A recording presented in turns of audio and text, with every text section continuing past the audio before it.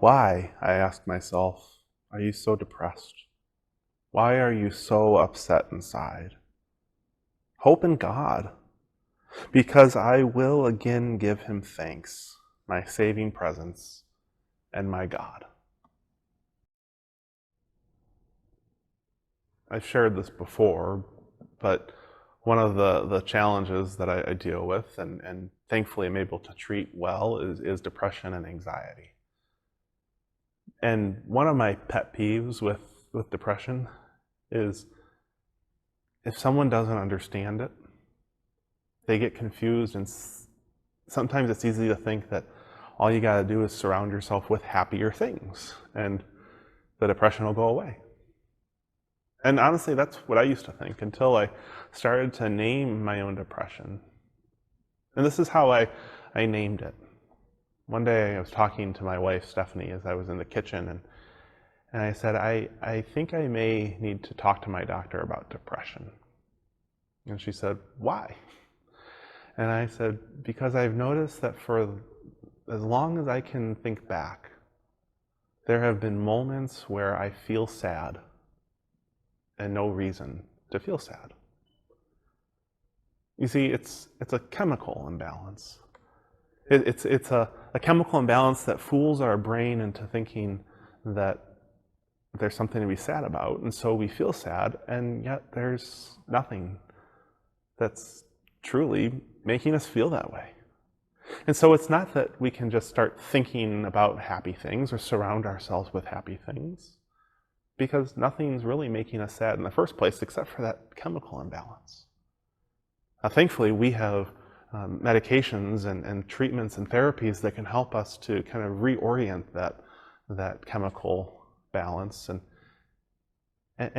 make it so that it's not having that same effect on us. And I'm grateful for that.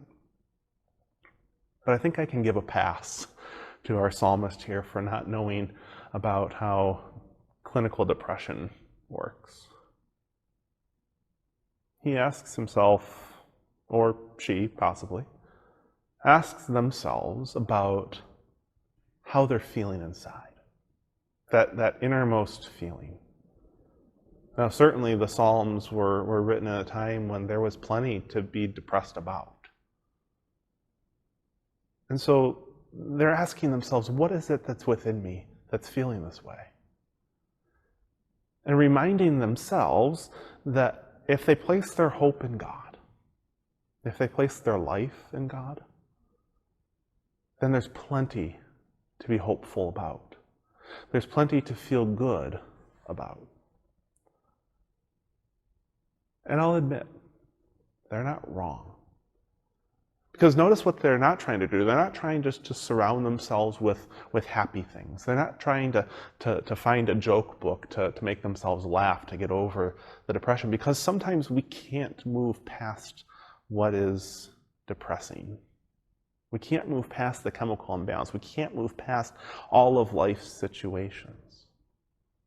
When I'm experiencing grief, when you're experiencing grief, we can't just put it aside. It's there. We have to deal with it. It'd be like saying you can walk through a pool without getting wet. You can't.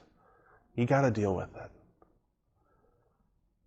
And so with what the psalmist is dealing with, and with what we deal with in our lives, whether it be clinical depression or things that are depressing or things that are grief-filled, we can go through it. But we don't have to go through it alone. God goes through it with us. God walks beside us. It's kind of like that passage from Isaiah, where we're reminded that when the waters rise up, God is there. When the fire seems to consume, God is there. God's walking through it with us. We are not alone. Amen.